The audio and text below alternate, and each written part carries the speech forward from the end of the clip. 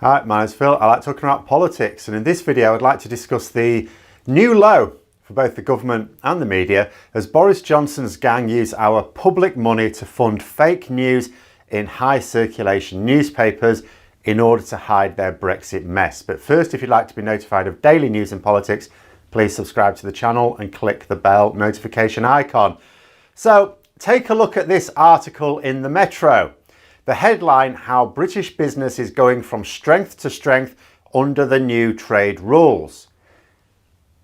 That sounds a little bit odd, as British business is on its arse. Every single group representing British businesses, CBI, Chambers of Commerce, Make UK and so on, are all hammering on the government's door to do something to address the urgent problems with the new trade rules. The new trade rules have caused a 50% drop in exports. The new trade rules have stopped some businesses dead in their tracks. The new trade rules have caused European customers to go elsewhere for their products. So you read a headline like this, and the first thing you do is check out the author.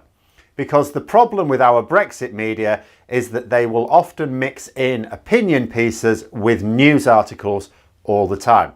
Some make an effort to explain what is pure opinion, but all mainstream media, whether left, right or centre, has news articles that will contain at least some spin according to the bias of their audience or their owner. So you check out the author. I do this quite often actually. Halfway through an article I will sometimes read something that goes, is that objective? And I instantly want to know who wrote it, because it might be a politician. It might be an actual MP representing one of the parties. It might be about internal party matters and it's written by, say, an activist for one particular faction. It might be someone with links to a particular political organisation. So you check. And what happens when we check the author of this article on how Brexit is apparently brilliant for British business? We find there is no author given. Where it would normally give the name of the author, it instead says add feature. Oh, it's an advertisement, is it? And who paid for this advertisement? The UK government, it says. So Boris Johnson's gang of cronies are using our money to take out huge advertisements in newspapers masquerading as news articles.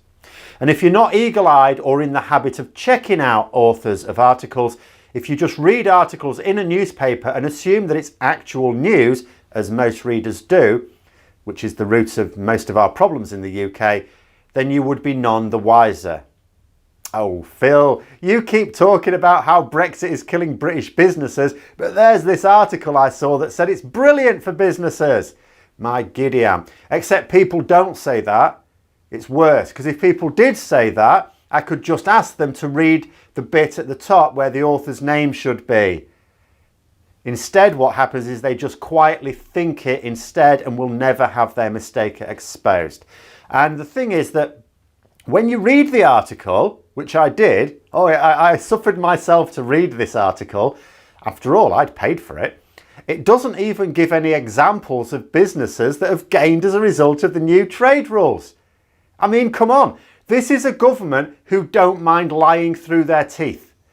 Make something up. They do it on a regular basis. Find a company that donates to the Tory party and is willing to say just how brilliantly the new trade rules have been for them. You know, like it suggests in the headline. Because you read the article and it starts off with a Portsmouth-based company called RS Aqua.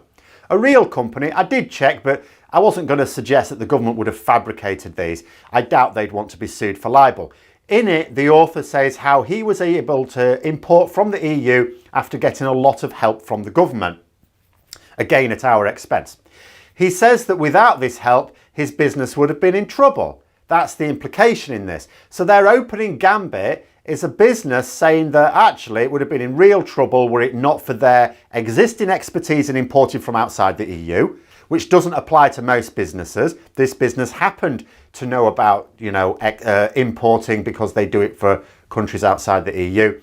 And the fact that the government gave him personalised assistance in navigating the minefield of red tape that we have installed. And then another thought occurred. We're not actually applying much in the way of checks on imports until July. Sure, there are new rules, but not many actual checks. The paperwork is quite light. There's one set of paperwork that's coming online for importers in April, and then a right load of it coming online in July. Besides, his products aren't the ones that are the sort that need the intense checks that come with Brexit. So he's importing, not exporting, at least according to the article. He may export as well, but that's not mentioned there. He has extensive experience of importing from around the world. And even then, he needed personalised help, not going on an FAQ on a government website. He needed someone that we pay for with our taxes to, on a personal level, help him, taxpayer-funded officials in the Department for Trade and Industry, helping him individually, something that cannot possibly be provided to every importing and exporting business in the country because there aren't enough staff. And without that, his business would have been in real trouble. That's the impression we get from the ad there, not the article, the ad. And this is a pro-Brexit ad paid for by the government with our money. This is them trying to hoodwink the population into thinking Brexit is great.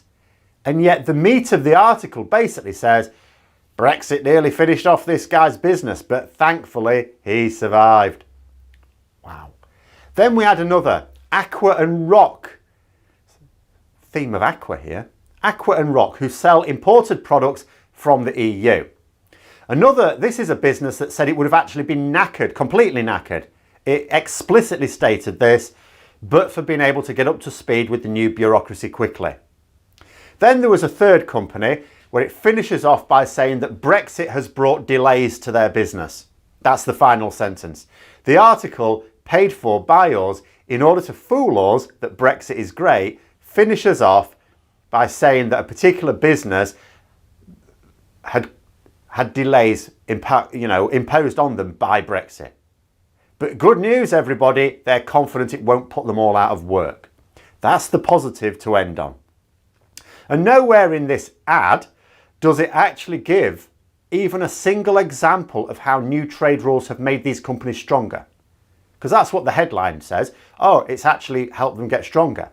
In every single case, the best that can be said is that these companies managed to survive the onslaught. And every single one of these companies is also importing from the EU, not exporting. For Brexit to work, we need to strengthen our exports.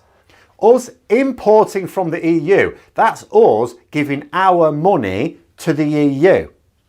To succeed as a country, we need to get more money back from that arrangement than we give to them.